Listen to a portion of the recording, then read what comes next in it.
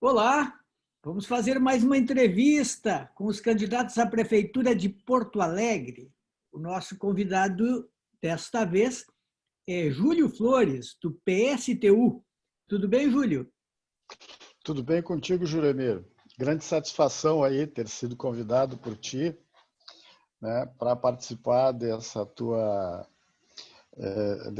reportagem e da tua entrevista. Fantástica, como sempre, né?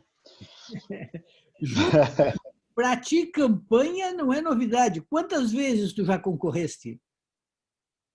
Olha, já são dezenas, não, poucas dezenas, né, na verdade. A Prefeitura, quantas É, vezes? não fiz essa contabilidade de quanto à prefeitura, mas é de 2 em 2 anos a gente participa, né? E, de fato, são já, desde 96 eu sou candidato a vários cargos e em nome do PSTU, apresentando uma proposta socialista aí para os trabalhadores na, na capital, né, e no Estado, né, e para o Senado. Explica aí para os nossos telespectadores que não possam não conhecer o PSTU. O que é o PSTU? Como é que ele surgiu? De onde que ele vem? O que significa a sigla PSTU? Olha, só para na verdade, é uma excelente pergunta essa, né? Porque o PSTU surgiu de uma ruptura com o PT, né? Por conta das suas traições aí os trabalhadores, né? Eu fui fundador do PT, né? Sou fundador do PSTU também, para, enfim, construir uma alternativa revolucionária, né? Não só em Porto Alegre, mas no estado e também no mundo, né? Uma mudança fundamental aí. Por isso que nós estamos aí com a Vera Rosane de Oliveira, a nossa vice, uma mulher negra, né? Uma lutadora revolucionária aí, como a nossa vice, apresentando o nosso projeto, as nossas propostas, né? A ruptura que deu origem ao PSTU foram todas as traições que o PT enfim, fizeram no país, né, naquele momento aí de governos a nível nacional, que eles estiveram conciliando, fazendo uma conciliação de classe para, né, governar de fato com os ricos, com os banqueiros, os industriais, os grandes empresários, né? E daí surgiu o PSTU, lá em 92, né? Houve esse processo aí quando eles se recusaram a levar a luta contra o Collor, né? Nós nos apresentamos, fomos para a rua, né, pelo Fora Collor, e eles se recusaram. E nós apresentamos a nossa proposta para construir uma alternativa no país sobre isso, né, que era necessária, porque eles apontavam um caminho da conciliação, né? E aí, em 94, depois de todo um processo, nós fundamos, né, o PSTU, um processo de elaboração, várias correntes de internas e externas ao PT, né, conformaram aí o PSTU em um congresso nacional, né? Partido Socialista dos Trabalhadores Unificados, é isso? Isto. Na verdade, é no singular, unificado, unificou. Perfeito. Agora, Júlio, eu entrevistei o Luiz Delvair, do PCO, e ele disse que o único partido revolucionário é o PCO. Tá bom. Cada um tem as suas próprias definições, né? Na verdade, eu questiono, né, essa afirmação dele, sem querer entrar em polêmicas extensas sobre isso, mas alguém que que se propõe a ser um partido revolucionário e apoiar a volta do Lula para o governo federal é com todo respeito, né, é um grande equívoco, né, porque seria reeditar todos os erros que os governos do PT cometeram a nível nacional, não só na presidência da República, mas também aqui no Rio Grande do Sul, na cidade de Porto Alegre, em todo o país, né? Que é essa concepção, né, que a gente discute a respeito da colaboração de classes ou de conciliação de classes, em que os partidos supostamente operários e populares, né, se coligam com outros partidos que são da burguesia. Isso significa um reformismo, e tu conheces bem essa definição, né? Fazer reformas por dentro do capital, que se revelou um fracasso, né? Foi uma grande estupidez desse partido, né, que nos traiu, junto com o PCdoB, né, porque, enfim, essa colaboração vem de anos aí, PCdoB, PT, MDB, né, e outros tantos, né, que se colocaram aí para governar com os ricos, né? O Lula, inclusive, dizia, isso é clássico, né, que nunca os banqueiros ganharam tanto dinheiro quanto sob o governo dele, né? E aí foram 13, 14 anos, né, no Brasil. Aqui foram 16 anos em Porto Alegre, né? Que, felizmente, em 88, a gente estava lá, né? Como eu fui fundador do PT também, não era dos grandes, né? Era um garoto, né? Como tu, né? Nós somos contemporâneos ali do movimento estudantil da PUC. 88 a gente lutou por aquilo, mas aí, de repente, o que houve, né? Houve uma mudança. Assim que eles se acomodaram às instituições, né, eles começaram a atrair o povo, né, e colaborar com a burguesia em todos os níveis, né? Eu acho que essa é a grande lição histórica, né, que a gente tem que levar para sempre, para não cometer os mesmos erros que já foram cometidos. E aí construir alternativa, né? O PSTU é para ser um governo para disputar a consciência dos trabalhadores e construir uma alternativa socialista e revolucionária, né, em todas as instâncias, inclusive agora no próprio projeto da eleição, né? Que, do meu ponto de vista e da Vera Rosane, a gente tem aí uma necessidade imperiosa de botar para fora todos esses governos da direita aí. Aliás, nessas 13 candidaturas que existem aí, existe um quadro de muitos candidatos que se fragmentaram aí, todos eles de um modo ou de outro apoiando o Bolsonaro, né? Mas vamos resumir aqui, né?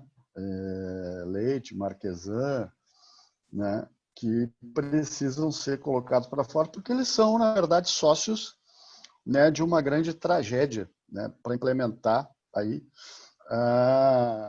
um genocídio, né, porque essa pandemia, né, por exemplo, é fruto do capitalismo. O capitalismo está, obviamente, por trás de tudo isso, né, da devastação aí da natureza na China, né, porque foi por lá que começou a mutação desse vírus que era digamos assim, estava na natureza e chegou ao ser humano com uma mutação que é devastadora, né?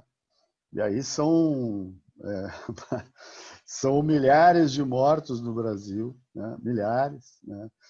Inúmeros casos, né? E que é produto desse sistema capitalista, essa tragédia da humanidade, né, não pode ser esquecida desse modo.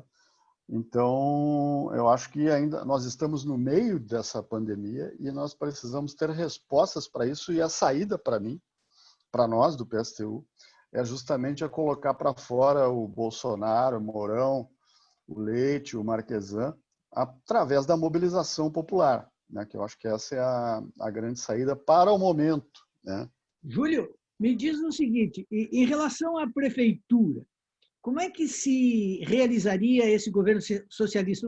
Em caso de eleição, o que vocês fariam primeiro? Nós, no processo eleitoral, nós temos um programa, né, que é a ruptura com o capital, apresentar uma saída de tirar os privilégios da grande burguesia, aumentar o IPTU, né, para as classes dominantes, né, e os trabalhadores serem isentos disso, por exemplo, fazer um grande plano de obras públicas, né, para garantir a vida dos trabalhadores, garantir álcool gel, água, o abastecimento de água, que é uma tragédia em Porto Alegre, né, na Lomba do Pinheiro, na Zona Norte, né, e na Zona Sul, em todos os lugares, as pessoas não têm água, né, e garantir a sanidade nesse momento, né? Aliás, a nossa luta seria, por exemplo, óbvio, que R$ 600 são importantes e para garantir, né, digamos assim, uma renda mínima momentânea, mas isso é totalmente insuficiente diante da necessidade e vai piorar se eles seguirem, como estão fazendo aí, R$ 300, né, por cada trabalhador que está desempregado. O desemprego é muito grande, né, e o plano de obras públicas seria exatamente para a gente construir em Porto Alegre as obras públicas necessárias, como hospitais, moradias, escolas, né, e principalmente as moradias, né, porque nós temos aí aproximadamente 300 mil pessoas que vivem em situações, né, caóticas assim na periferia. Esse é um aspecto. E para isso tu precisa romper com os bancos, né? Não pode pagar a dívida pública com os banqueiros, que está em torno de 1 trilhão, né? É preciso reverter essa concessão de 1,2 trilhões que o Guedes deu agora, né, para os bancos nessa pandemia, supostamente para garantir a vida, né, dos pequenos empresários, dos microempresários, né, para fazer financiamentos. Como é que um prefeito, Isso é uma luta nacional, né? claro, como é que um prefeito interfere nisso? Mobilizando a população e organizando, né, a população a partir das suas reivindicações dos bairros populares, né, nas escolas, né, nos locais de trabalho, nas fábricas, né, organizando o povo, né, porque nós somos aqui 1,5 milhão, né, de habitantes, e um prefeito teria esse papel mobilizador para enfrentar não só, né, o governo do estado e para modificar essas coisas aí, mas também a nível nacional, formando uma unidade com todos. E nós construiríamos, para governar a cidade, né, os conselhos populares, que seriam eleitos aí nos bairros, nas escolas, nos locais de trabalho e de moradia da nossa cidade, né, organizando o nosso povo, né, para romper com Que todo esse... vocês fariam para resolver o problema do transporte público em Porto Alegre? Seria uma primeira medida que seria fundamental, né, seria justamente a retirada da concessão dessas empresas aí que se mostraram totalmente, né, ineficientes nessa pandemia. Elas têm lucros e o governo municipal garante esses lucros, né? E nós precisaríamos retirar a concessão delas e transformá-las, incorporá-las, né, a carris, né, 100% carris no transporte, né, incorporando não só a frota, os ônibus, né, mas também, né, os trabalhadores nessa condição para fazer um transporte público 100% estatal e 100% carris, né, sob o controle dos trabalhadores, né, desses conselhos que a gente defende como saída para governar a cidade. Que, aliás, esses conselhos seriam exatamente aqueles que governariam a cidade, né? E governar a cidade significa decidir sobre tudo, né? Não só sobre 10%, como foi ou é ainda, né? O orçamento participativo, né? Que decidia só sobre 10% do orçamento da cidade, né? Não é só o problema do orçamento, é também sobre as decisões políticas centrais do governo, que nós queremos que os conselhos populares eleitos aí em todos os lugares da cidade, dos trabalhadores, né, que eles decidam sobre toda a política do governo. E nós, Vera e eu, né, nos subordinaríamos às decisões dos conselhos, né? Os conselhos eleitos poderiam definir a política e não só isso, definir a indicação dos secretários municipais de todas as áreas, mas também a oportunidade, a possibilidade, né, de destituí-los quando fossem quando fosse assim definido pelos conselhos populares, né? Então seria uma coisa superior nesse sentido, né, Júlio, aos conselhos, desculpem, é superior, né, ao orçamento participativo, que foi uma experiência, né, de incorporação. Na verdade, naquela época, tu te lembras, né? O orçamento participativo foi construído a partir de mobilizações que existiam, né? Teve um auge aí em 2001, se eu não estou enganado, né, que tinha lá 16 mil pessoas, né, participando das reuniões do orçamento participativo, mas não decidiam sobre todo o orçamento. E tudo isso estava subordinado à Câmara dos Vereadores. Nós queremos uma coisa totalmente diferente. Nós queremos uma coisa que o povo decida e a Câmara acate a decisão do povo. Qual a avaliação das demais candidaturas? Tem alguma que possa ser apoiada no segundo turno? Olha, eu não pensaria nisso agora, né? Porque é preciso a gente fazer uma apresentação do nosso projeto, tá? Então eu não entraria nesse debate. Mas nós temos diferenças muito importantes aí, obviamente contra a ultradireita, que está toda reunida aí, mas tem o campo intermediário, né, que é representado aí, o campo reformista, como eu citei, ligado ao PT, o PCdoB, eu já expliquei as razões, né? Inclusive porque esse campo do PT e PCdoB, que seria algo que se poderia perguntar por que nós não estamos juntos, né?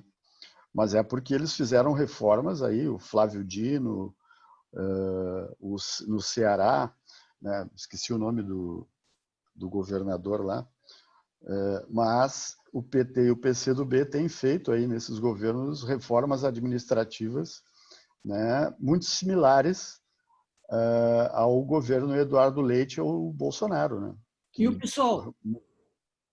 mudaram a O estrutura. que diferencia, né, o PSTU do PSOL?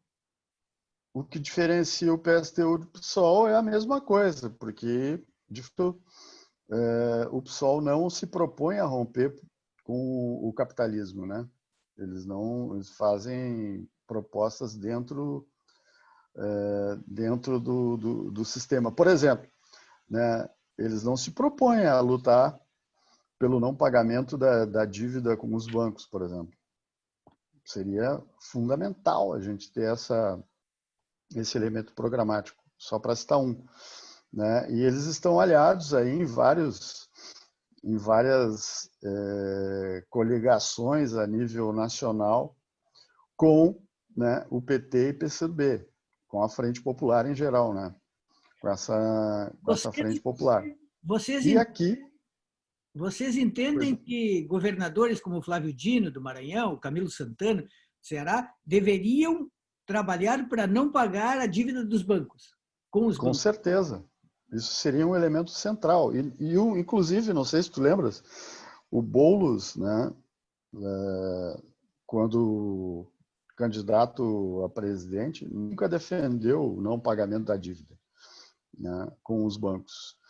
Então, o PSOL vive uma contradição.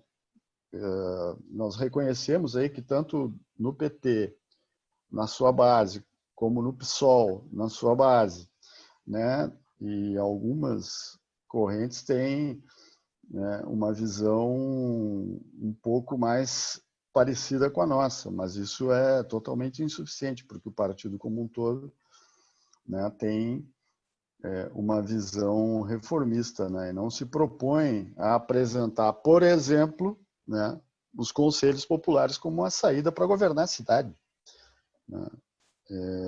Eles têm uma visão muito por dentro do regime, né. Lamentavelmente, nós gostaríamos que eles... E por isso que nós não estamos juntos, né? Não é por acaso. Agora, Né? Eles Júlio, não se propõem a romper com essa lógica da dominação do capital aí. o programa para gerir uma cidade não teria de ser mais modesto, de acordo com as atribuições de um prefeito, por exemplo? Cuidar da limpeza, de habitação, gerir as praças, os bens públicos.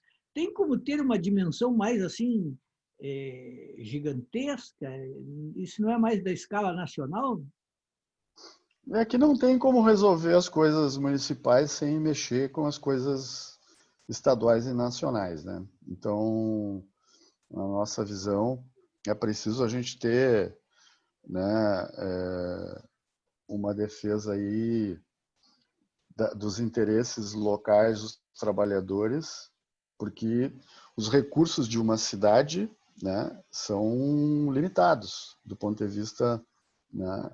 Claro que a gente pode fazer coisas tipo um imposto progressivo do IPTU, garantir, né, a estatização aí do transporte coletivo, fazer um plano de obras públicas, né, em defesa da moradia, e gerando emprego, né, que os trabalhadores possam, ao mesmo tempo que constroem as obras públicas, como, por exemplo, escolas, moradias,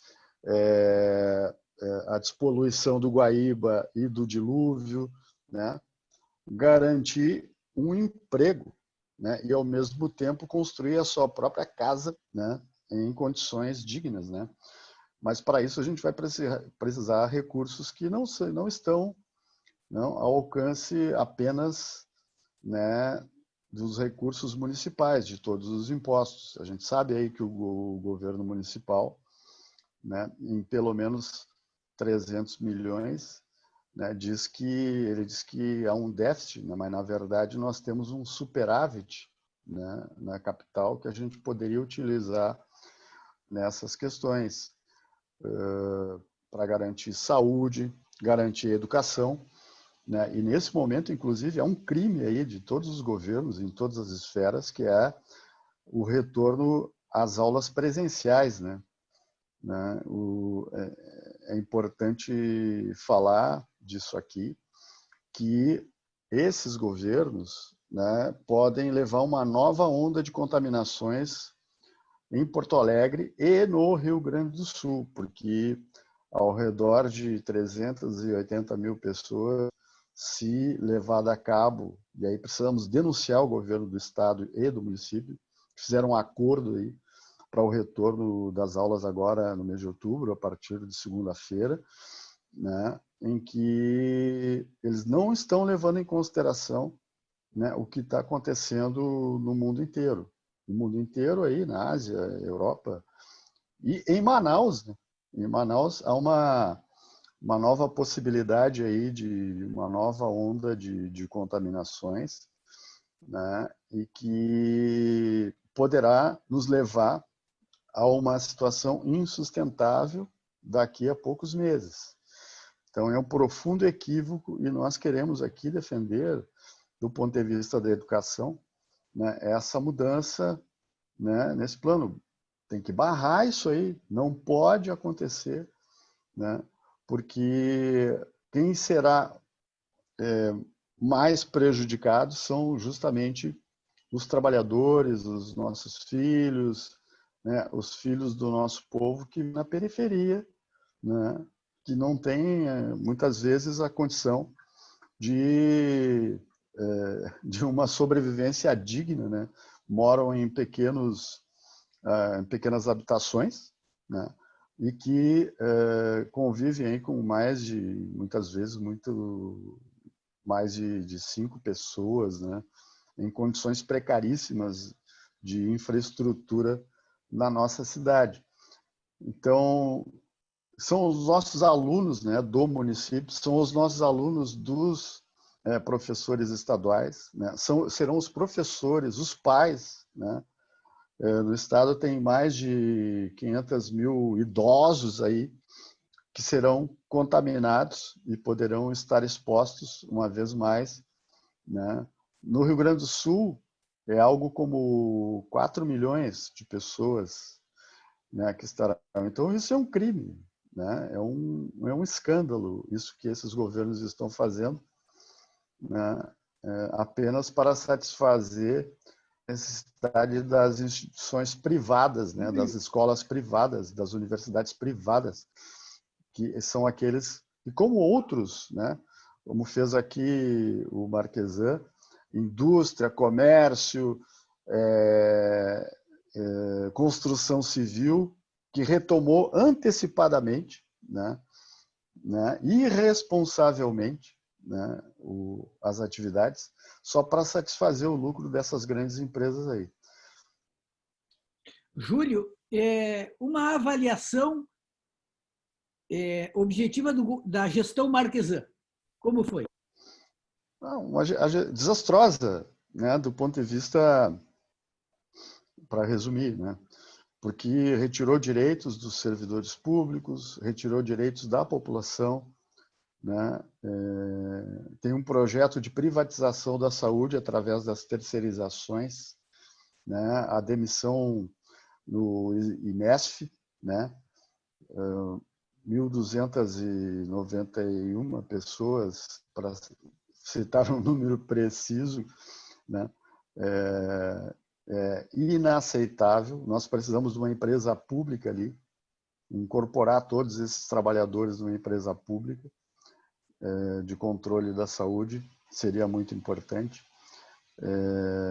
Enfim, tem a questão dos desvios aí das verbas destinadas para a saúde, né, para a propaganda, né? Tem essa CPI que está avaliando aí a sua conduta, né? E tudo isso para beneficiar meia dúzia de ricos e poderosos, né? Que só para resumir, né? Então, por isso, não é só porque essa questão do desvio das verbas, é porque eles estão destruindo os serviços públicos, né? Estão privatizando, né? Os postos de saúde, né? Nós poderemos ter aí a intervenção, né, vários hospitais privados aí sobre os postos de saúde, né, a terceirização, e é um caminho, uma porta aberta para o processo de privatização. É uma lógica desastrosa, né, para os serviços públicos e para a população. Esse é um aspecto, né, desse tema. Na educação, então, nós precisamos retomar, né, por exemplo, eles retiraram direitos, né, importantíssimos aí. Eles acabaram, por exemplo, com as reuniões pedagógicas que planejavam todo o ensino, etc., né, uma vez por semana. Enfim, colocando, na verdade, uma obrigatoriedade para os trabalhadores em educação estarem com 20 horas aí, em 5 turnos, né, sem poder fazer um planejamento coletivo, né, pensar, né, impedem de pensar Enfim, há um ataque generalizado, né? E esse governo agora, para continuar com essa política, está nos levando aí a um desastre, né? Se porventura retornarmos às aulas presenciais. Júlio, para terminar, só temos 2 minutos, o tempo tem que ser equivalente. Vocês utilizam a eleição para ganhar visibilidade ou vocês disputam a eleição acreditando que um dia vai dar? É uma combinação dessas duas coisas, né? Na verdade, a gente faz a discussão da eleição para ganhar consciência, o corações e mentes dos trabalhadores, né? Para fazer uma mudança profunda na situação, né? Não acreditamos que as eleições venham a resolver os problemas, porque nós achamos que apenas a mobilização popular, a organização do povo, dos trabalhadores, dos sindicatos, né, pode nos levar, assim como nós estamos tendo aí no Chile, né, nesses enfrentamentos, nessas mobilizações, como na América Latina, aí, as insurreições, é uma necessidade de que essas mudanças que a gente propõe, né, elas acontecerão, né, apenas no processo de mobilização, né? Perfeito. Júlio Flores, um grande prazer falar contigo. Boa sorte na campanha. Um abraço. Um abração aí, obrigado, Valeu, satisfeito aí por ter conversado comigo. Precisamos fazer mais vezes isso, hein? valeu, Júlio.